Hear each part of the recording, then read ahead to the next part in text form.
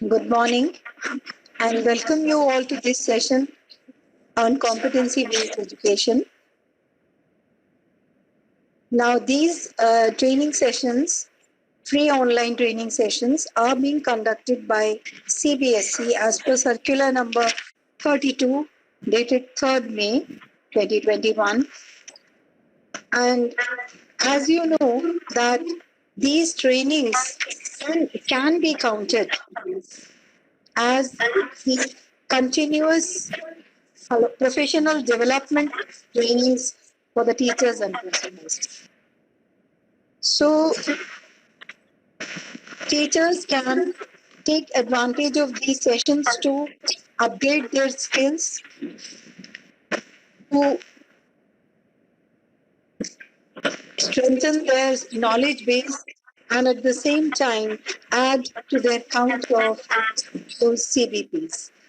That is continuous professional development program. Now, these training sessions are a little different from the earlier ones.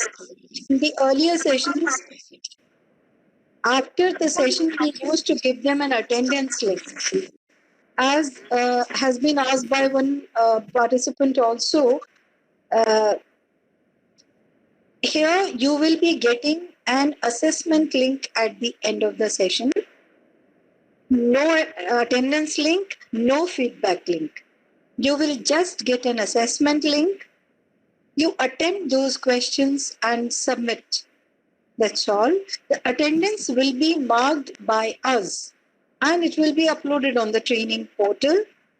And it takes around 2 to 3 days for us to upload it. So please have patience. Only once you see that your attendance is visible in the training portal against that particular session, you can submit your feedback. So once again, I will repeat for all the participants, you are going to get one assessment link at the end of the session, which will have some questions based on the content of the session. These are MCQs, which you will attempt and submit. So you don't have to do anything else. Rest of the things will be done by us. We will upload the attendance. Then you will be able to give the feedback and download the participation certificate. And as you know that these free online sessions are available to teachers, only 2 per teacher per month. So you have to be very judicious in selecting these sessions so that you are able to make the optimum utilization of these sessions as per your requirement. Our topic, as I told, for today's session is focusing on competency-based education, and our expert today is Ms. Anuradha Dhandapani, who is Academic Coordinator of the Titan School, Hosur, Karnataka. Anuradha ma'am, I invite you for the session and you take it forward from here. Thank you, ma'am. Good afternoon, dear all. Welcome to today's 1 hour session on focusing on competency-based education. So today's 1 hour, we are going to see understanding competency-based education and the quality design principles on which the competency-based education is built. And in competency-based education... I'm sorry to interrupt you, Radha ma'am. Yes, ma'am. Your voice is very faint. If you can adjust your, sound system, it's very faint. Okay, it needs to be a little louder. Okay, ma'am. Is it better now, ma'am?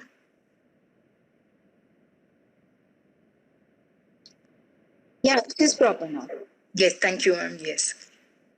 So, in today's 1 hour session, we are going to understand what competency-based education is and the quality design principles on which the competency-based education is built. And in competency-based education, what are all the teachers' roles and the competencies that the teacher should develop to take forward the competency-based education. and how the classroom and the curriculum be in competency-based education setup. So to move forward, the basic knowledge about what a competency will help us. It is actually the capability to perform a task successfully and efficiently in your setup, lifelong, wherever it is. That competency, as we all know, it is built on the basic basis of knowledge, skill, and ability. And when, as we all know, knowledge is nothing but the conceptual and the theoretical understanding, and it is provided, it is imparted in any education setup. That forms the basis. So that has an important role in competency-based education as well. And in addition, and the second component is also well taken care of, skill. Skill, which is nothing but the measurable and observable proficiency. And we know that the skill can be developed through training and the experiences that we give to the children.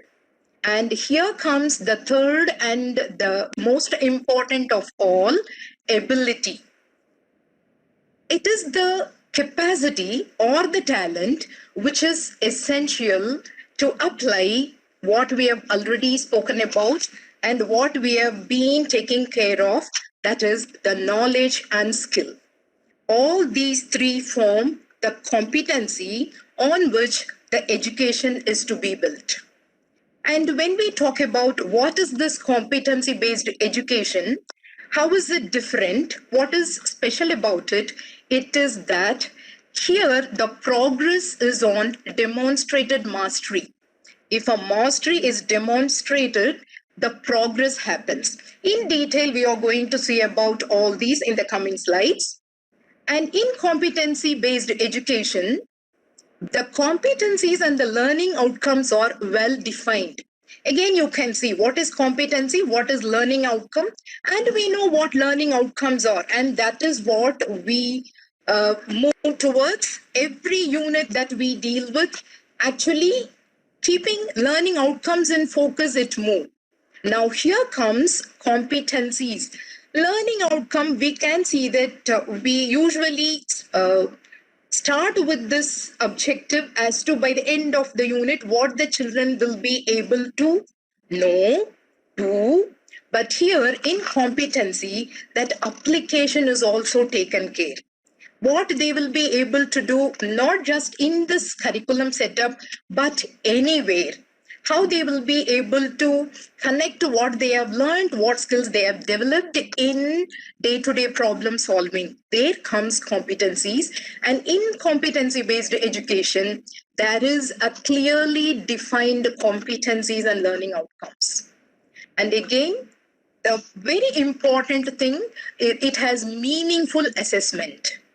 Meaningful assessment, and it gives positive learning experience. Assessment will give a learning experience. That is, here in this system, assessments are going to be used as learning and for learning instead of assessment of learning. And here we can see the differentiated support is given by the teachers based on the individual student needs. Then here, as going back to the second point, the learning outcomes are going to emphasize the higher order competencies, which include application, analysis, and evaluation. So we can see that from the previously what we have discussed, we can understand that the components of the competency-based education are clearly defined learning outcomes. This is what we are working for. It is what we are actually experiencing and earning and learning. So that clarity is there. That is an important component of CBE. And there is flexibility of time frame to achieve the learning outcome. It is not that it is periodic test 1 and so such and such portion has to be.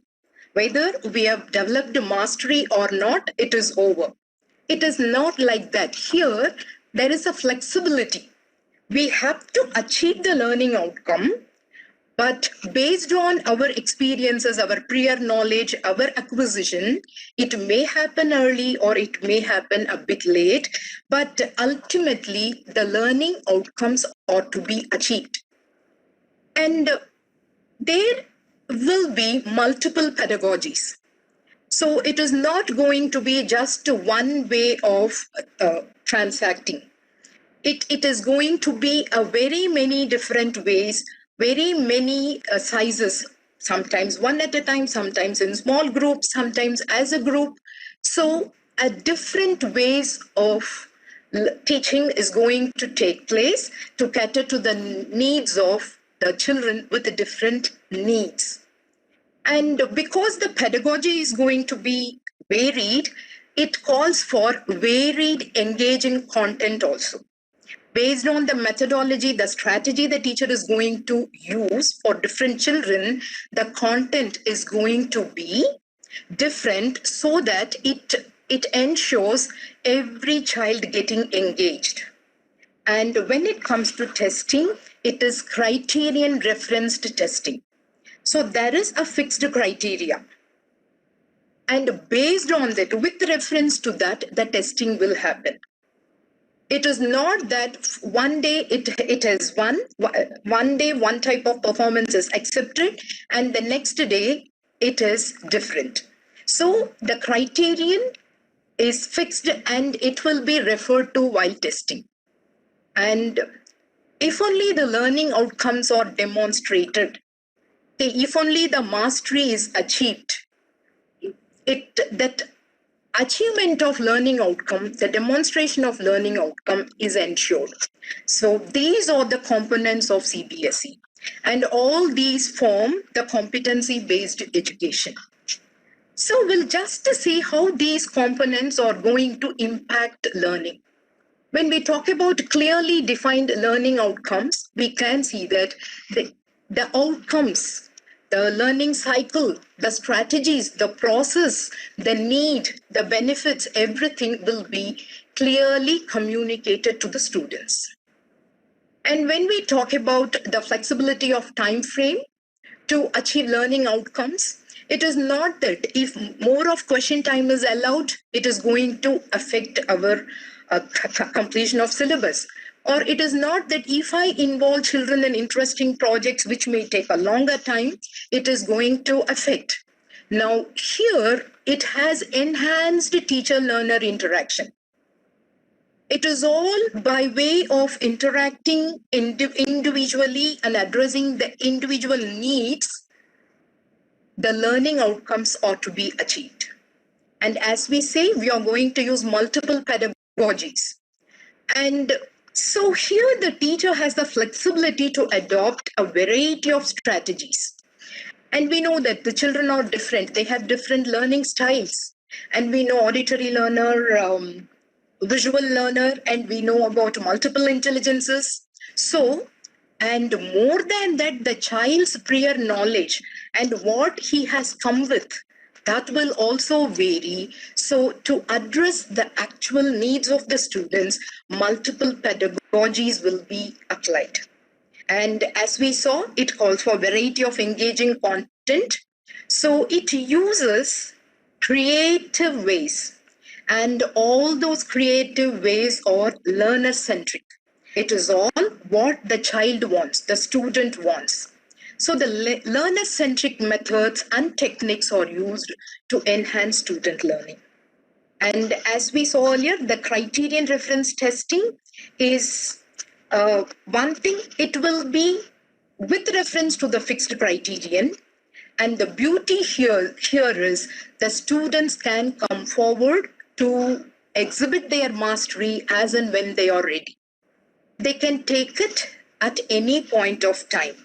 But the thing is, they have to attain the mastery and they have to demonstrate that. And as and when they demonstrate, it will be tested with reference to a criterion. And the demonstrated learning outcomes here, it is not how much they have achieved, and it is how well they have achieved. So it focuses on quality of learning rather than the volume, the quantity of learning. So when we can understand things better when we compare it with what we are having now, how it is an added advantage to use competency based education. So when we take outcomes, now in traditional education system, in general, knowledge is tested more. So it is only the memorization of academic content, whereas in competency based education, the higher order skills of application is more important. Here, the outcome is the demonstrating the knowledge. It is not just acquisition of knowledge, and it is what can be done with the acquired knowledge and skill. That has to be demonstrated. And when it comes to the mindset, it is fixed mindset. The child is capable of only that much. It is a fixed mindset. Even no, I'm a mediocre, I can achieve only this much. That's a fixed mindset. Whereas in competency based education, a growth mindset is developed. The teacher helps the child to develop a growth mindset. She herself develops a growth mindset. That is, every child is capable of learning. Okay, you would have heard it. If the plant is not growing properly, it is not the fault of the plant, but it is the condition in which it is growing. Maybe the nutrients applied to us or the sunlight it gets, all that. So we have to change how we support the plant. The same way, the teacher will also have a growth mindset as to how else can I help the child so that he will also acquire the required competencies. Same way, the child also, I can, okay, I will learn from my failures. I will also be able to do with the teacher's feedback, with my friends' support. Okay, that I can and I will learn. That growth mindset is there in competency based education. When it comes to culture, against just a culture of compliance, it becomes culture of empowerment. I can learn. Okay, I'm the owner of my learning. Okay, but I have support. The teacher is empowering the children with all necessary support, and the children feel empowered. And again, it is a culture of empowerment if the teacher is concerned also. The teacher has the freedom to select the different methods and the strategies she can plan suit to different children. Then when it comes to the support system, actually it is need based only to some student. Maybe after the end of exam, we will find out some children who need remediation, that intervention, some help, and so it is given. That is the existing traditional system. But in competency based education system, it is understanding each and every child and designing the instruction to suit each and everybody's need, and all students are receiving the necessary support. When it comes to pedagogy, as we know, it is one way of doing. And when it comes to competency based education, it is different children can have different learning pathways based on what they have come with. They will be able to progress. So maybe different children will be progressing in a different pace, but everybody achieving competency will be ensured. When it comes to assessment, again, it is one size fits all approach. So this is the blueprint, and this is how the children will be taking their assessment. And even in competency based assessment, even the assessment has a personalized learning approach. As we talked about already, it is assessment as learning and assessment for learning. So depending on my learning needs, my assessment will happen. And the proficiency standard, actually, some may say that Santam holders are proficient. Some may say that more than 80 is proficient. Whereas here in competency-based education, it has a clarity and it is same, consistent for everyone. And when it comes to advancement, that is progress, It is after a year the child can move to the next higher grade. Whereas in competency-based education, it is learning-based. So I've demonstrated the mastery earlier so I can progress to the next level. I'm taking time so I can take my own time, will complete learning, demonstrate mastery, and then I can progress. So here to understand this, let's watch one small video which tells the difference between the two systems.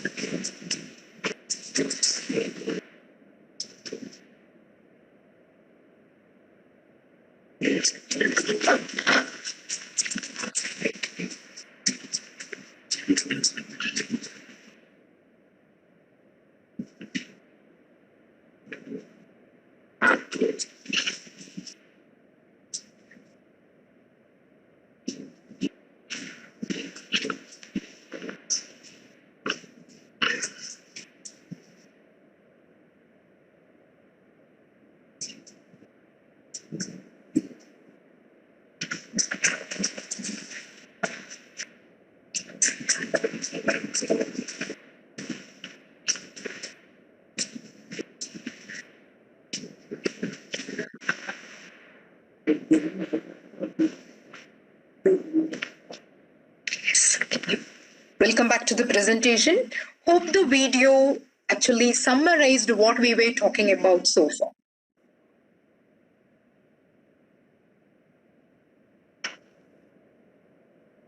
So this comparative study of the traditional system and the competency-based education system would have made things clear that why we need it. So we can see that it is going to ensure lifelong learning. It is empowered and inclusive culture of learning. And timely and differentiated instruction and support is provided by the teachers. The pedagogical principles are aligned to meet the needs and goals of students, and the transparency is there with clear and explicit expectations. When it comes to lifelong learning, we can see that it is focusing on both, that is, acquisition of academic knowledge as well as the transferable skills. How it will be used for lifelong problem solving. And it ensures students become the problem solvers, independent learners, and they will be able to apply what they have learned in newer context and can become successful.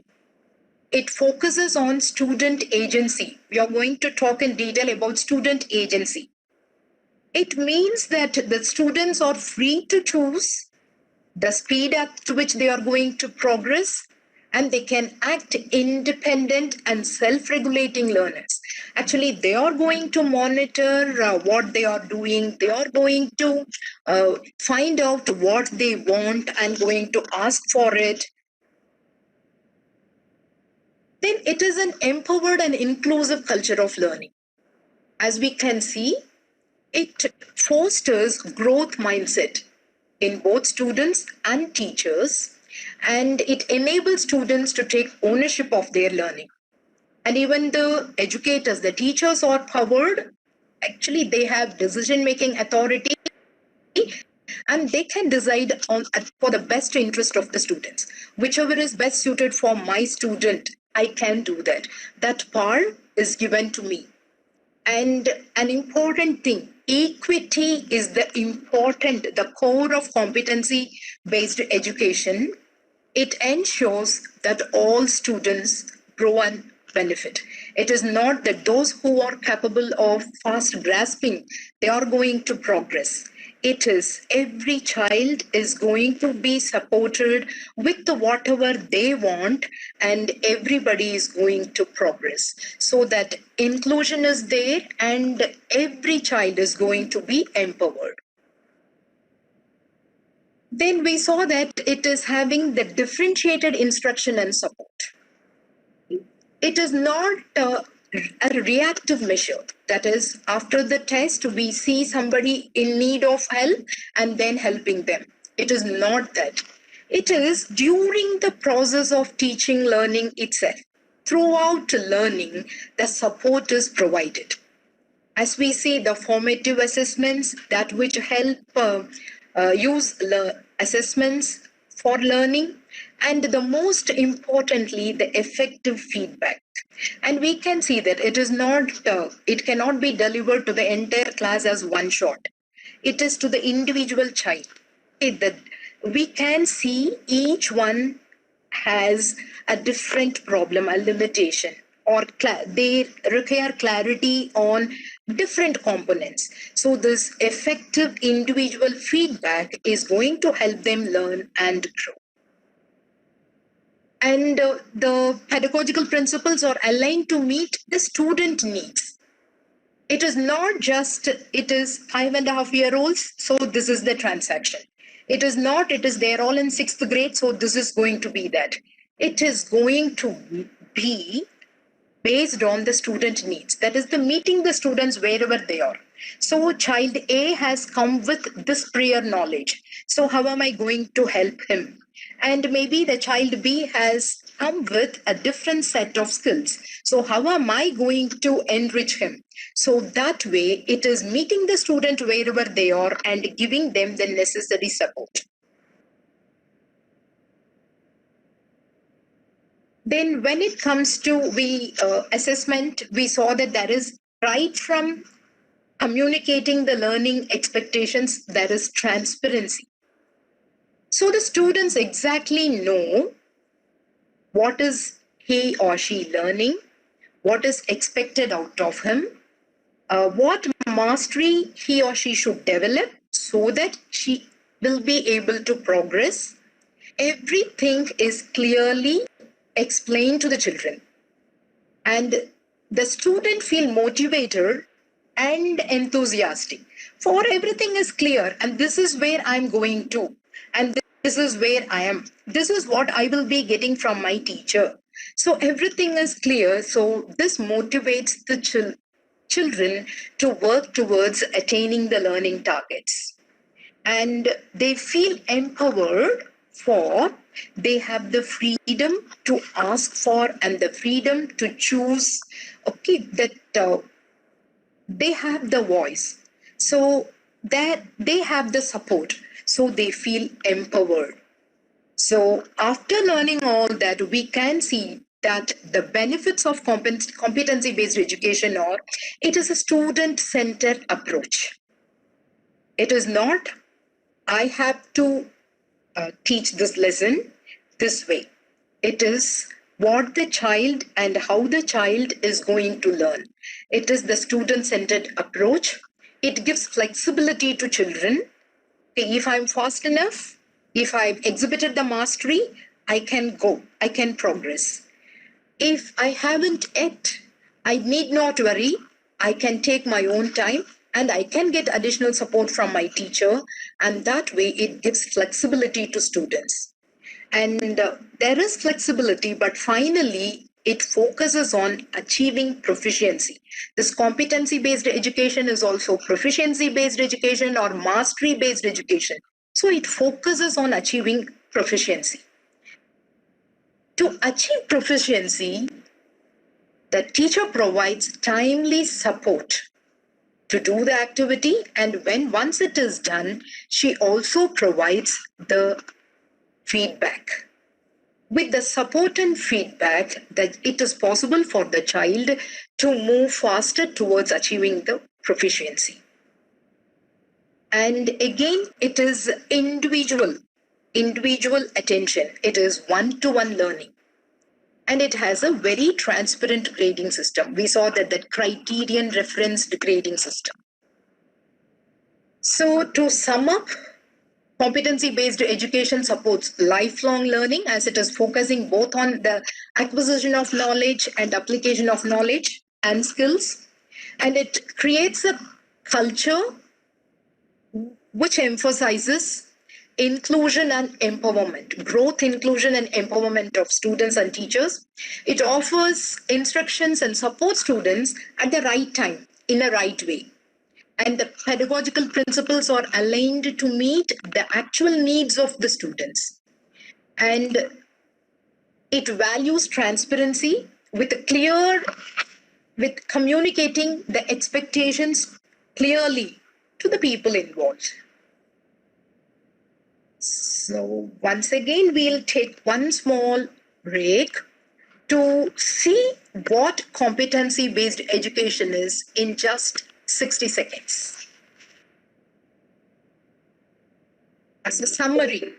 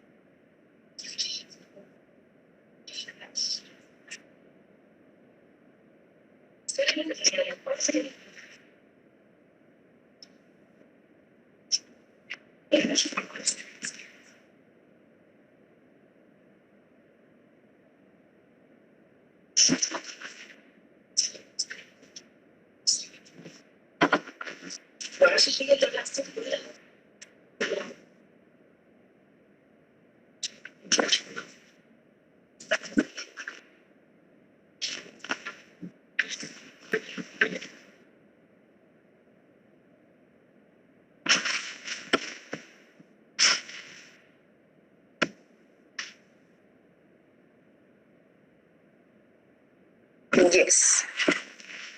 As we spoke in the beginning, this is built on three main quality design principles. As you can see, they are the purpose and culture design principle, teaching and learning design principle, and the structure design principle. When it comes to the purpose and culture design principle, we can see that it is purpose driven.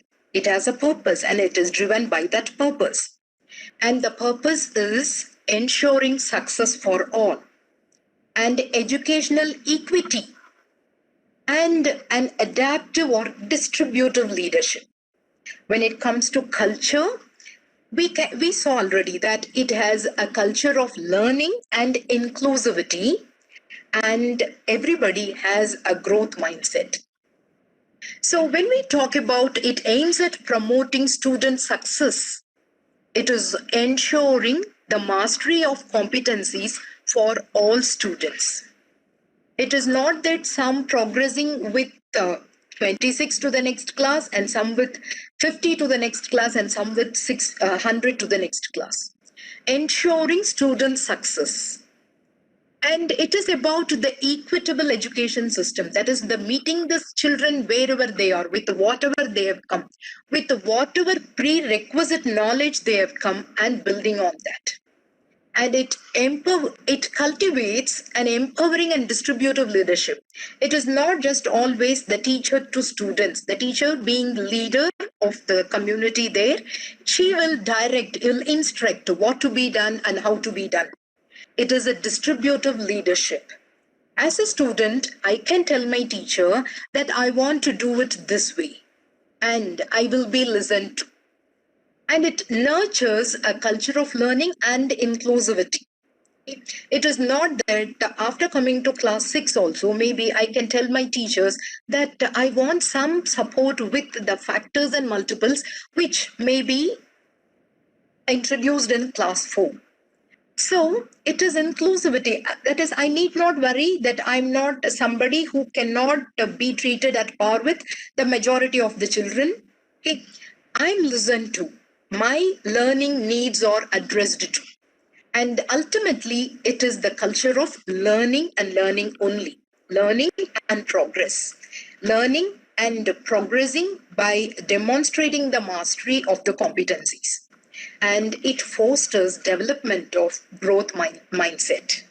I learn from whatever is happening, and I will rectify, I will learn, and I'll improve, and I will ultimately progress. And when it comes to teaching and learning design principles, the pedagogy is based on learning sciences.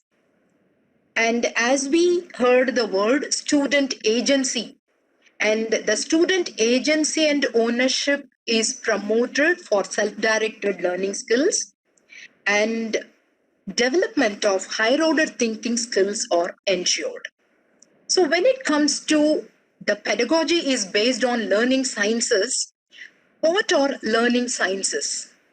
Actually, it's a field which is getting input from every other field, like how neurons work or how psychologically a child is affected.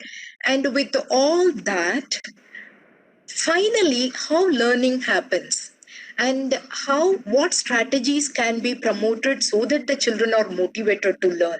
So this competency based education is built on this pedagogy on learning sciences. When it comes to the learning sciences, we'll see some of its characteristics. So here it tells that learning is an activity carried out by active engagement of the learner. I have to be actively engaged so that the learning becomes better. It cannot happen when I sit passively listening to teacher or watching something happen. I have to be engaged. Actually, you can see that through the session, some traces of experiential learning, some traces of constructivism, some traces of personalized learning, they keep flashing. And learning is not just an interaction of cognition. It is not something that only our brain has to do. It is not just a cognition, yes, of course, brain.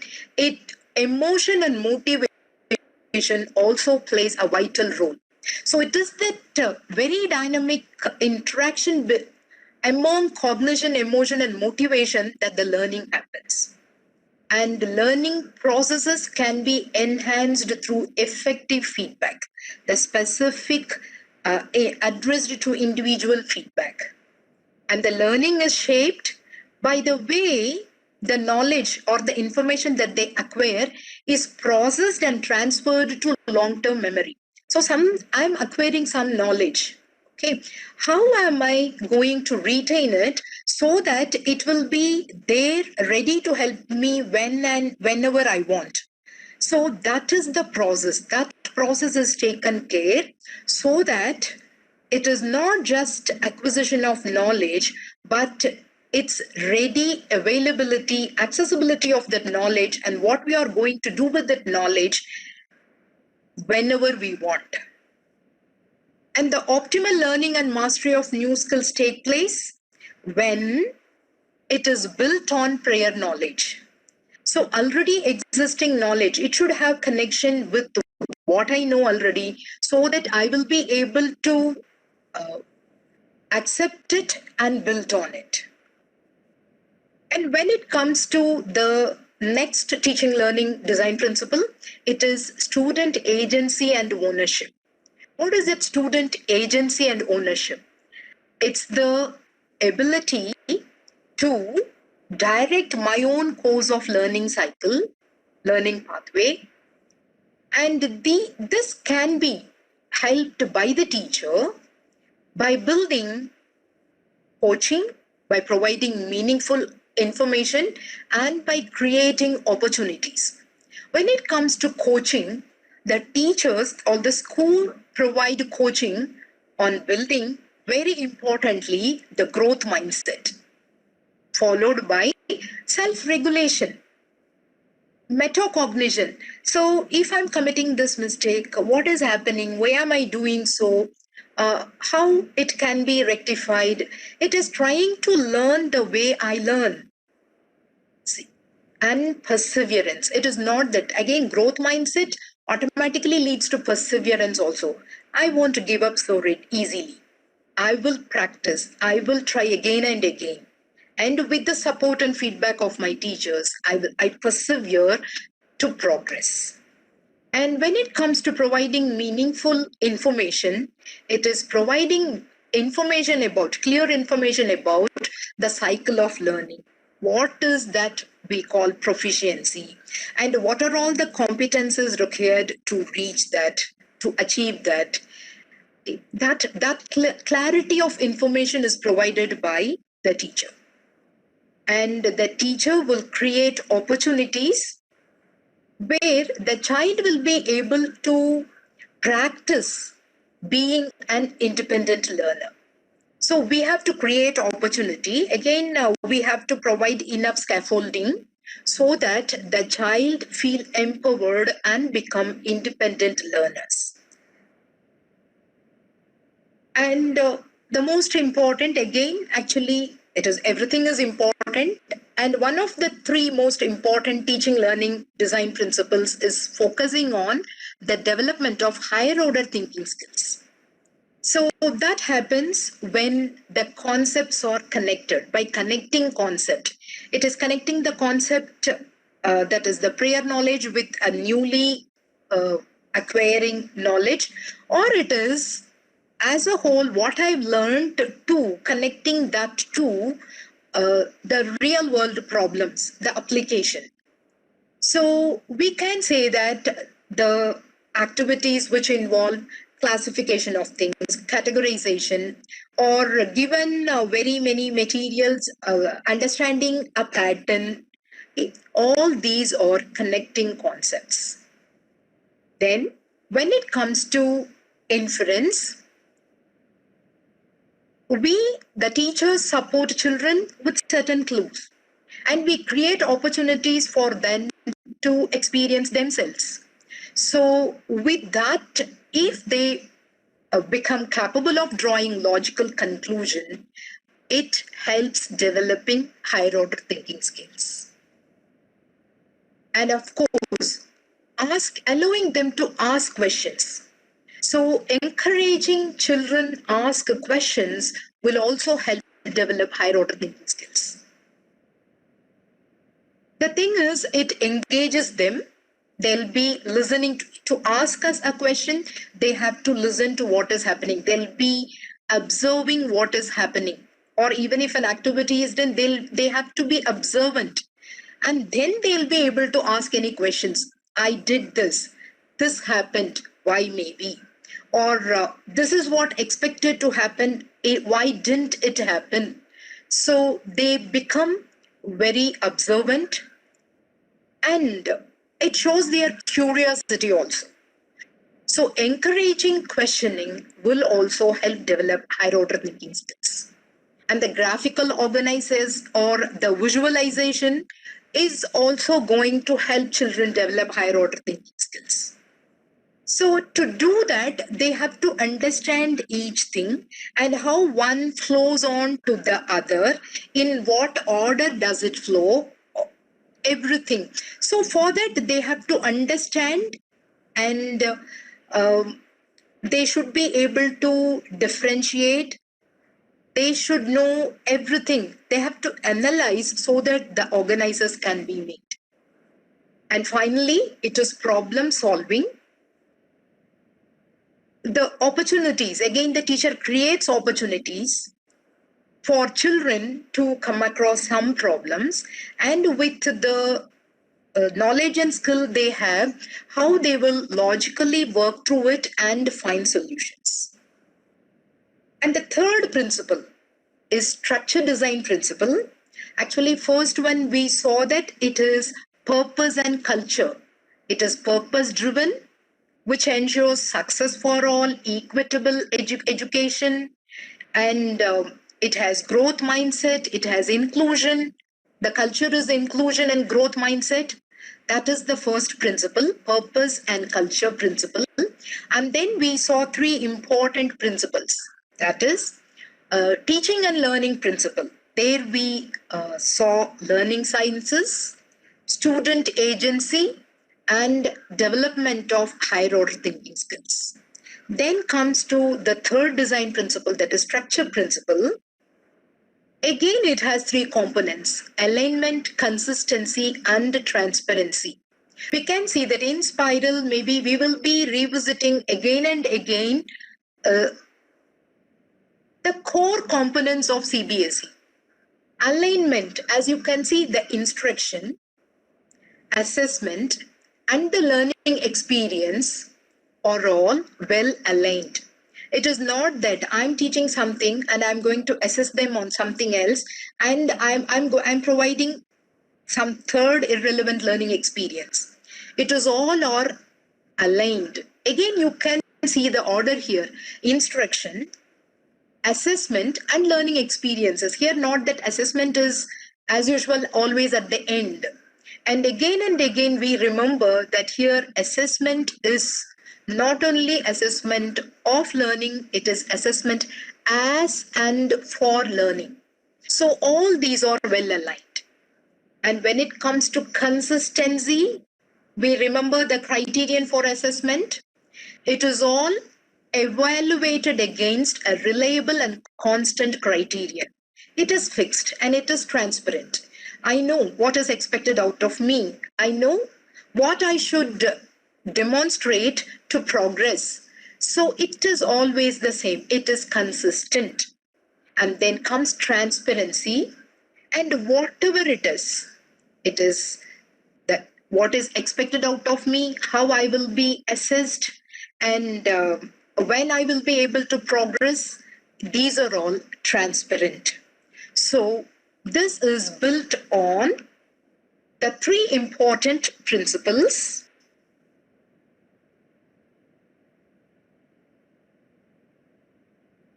purpose and culture design principles, teaching and learning design principles, and structure design principles.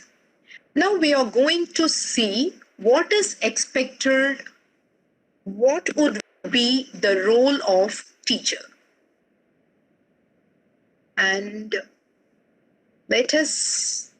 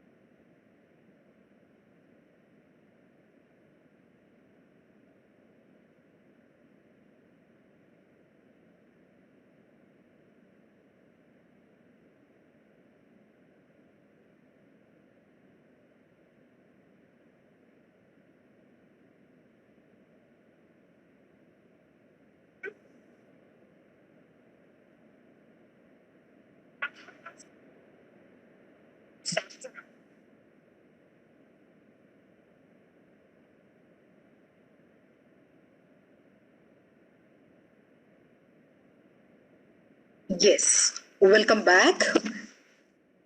So, the key roles of teachers in competency based education, actually, the video gave us a clue: to be instructional designers, learning guide, learning coach, learner's coach, resource manager, and evidence-based practitioner.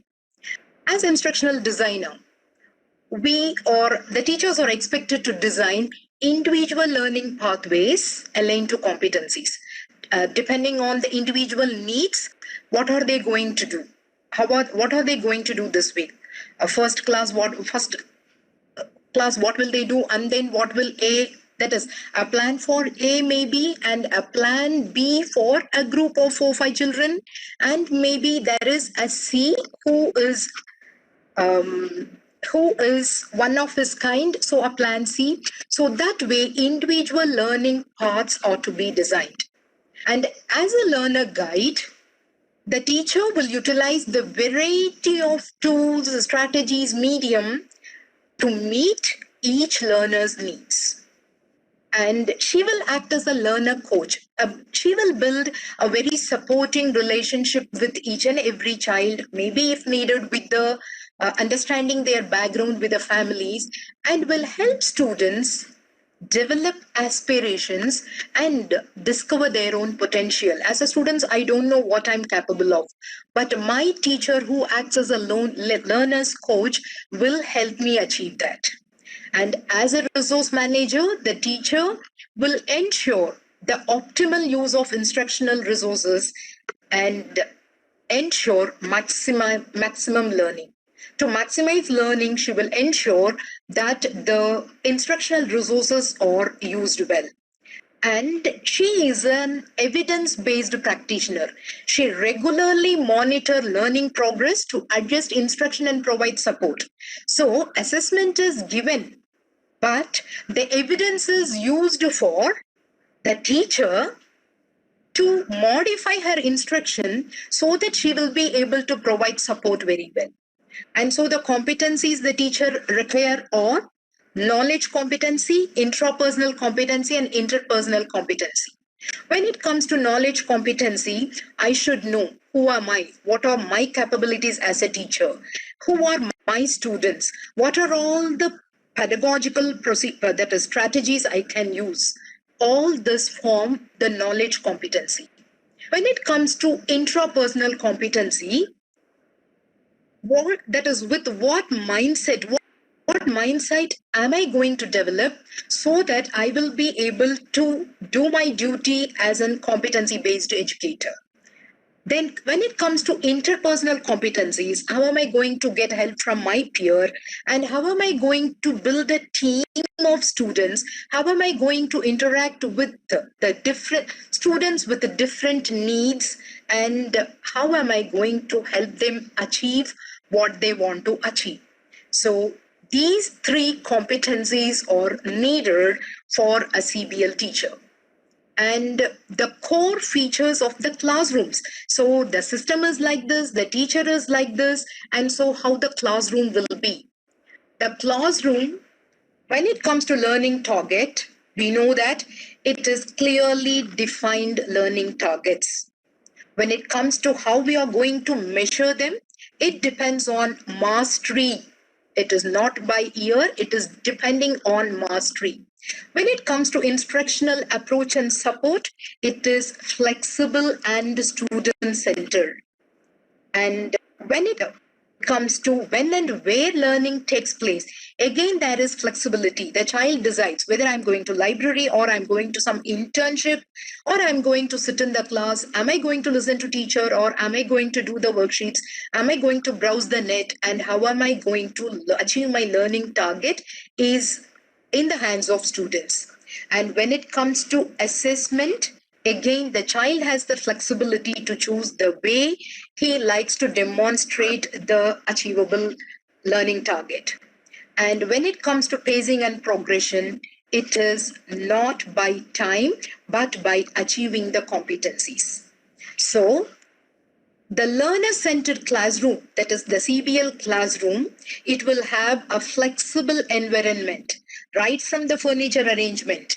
There may be some group, that is chairs put together as a group.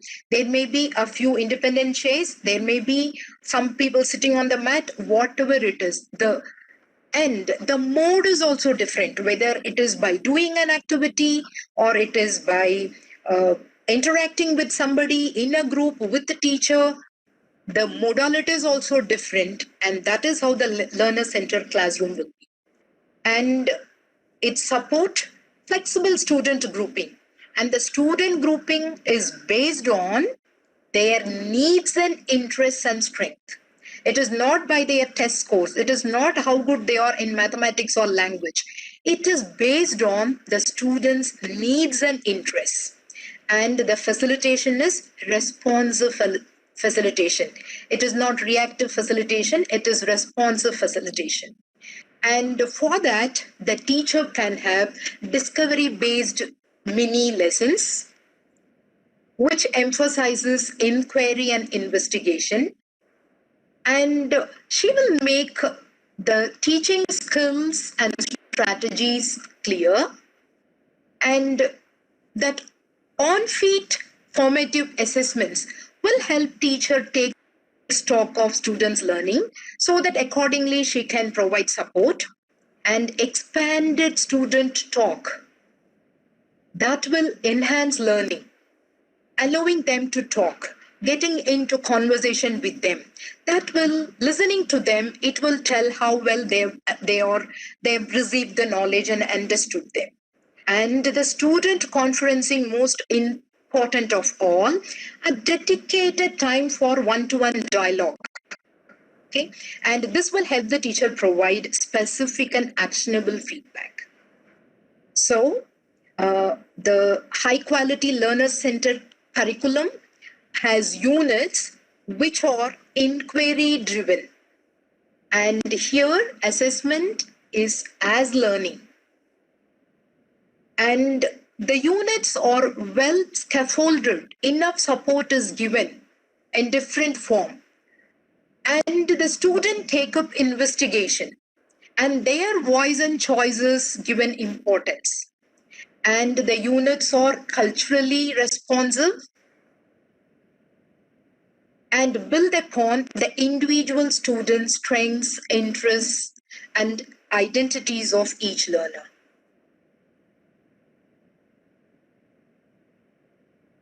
Thank you all. Hope we understood this competency-based education. As you can see, we can see it is something which encompasses all best teaching strategies we can see. The child experiences, the child is helped to self-regulate and construct her own knowledge. We talk about multiple pedagogies, multiple content. So it is now the teacher has everything what she wants, the knowledge of different pedagogies, everything to help children achieve progress. What we have to ensure is the growth mindset. Meeting the children wherever they are, with whatever skills and knowledge and competencies they have come, we accept them and we work on what they want.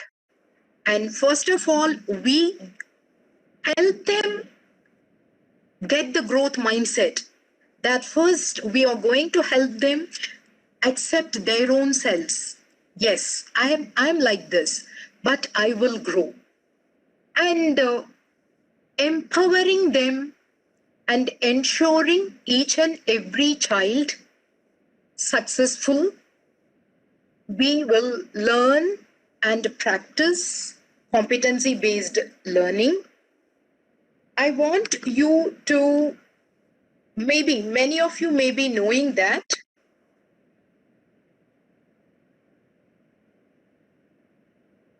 you must be knowing diksha.gov.in. You can explore Diksha. Maybe most of you would have got the login, otherwise you can. And many interesting courses come in Diksha every now and then.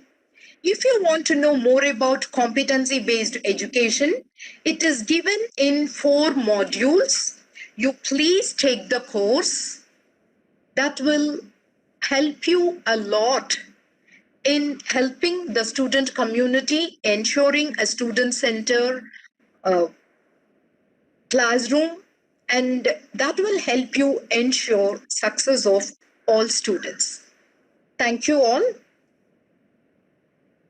Thank you, ma'am.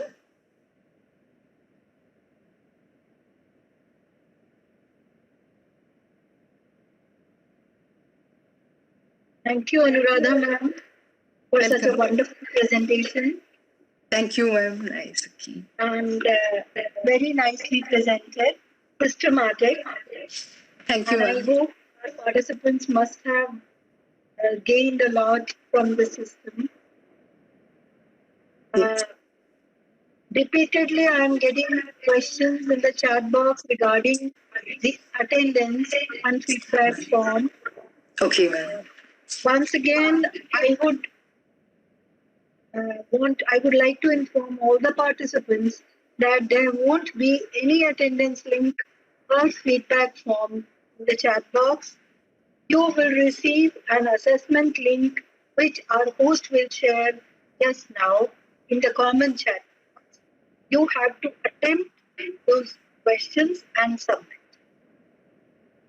And please ensure that you log in through CBSE Digital Edu email ID only, from which you have registered you. Only then you will not face any problem in submitting your assessment.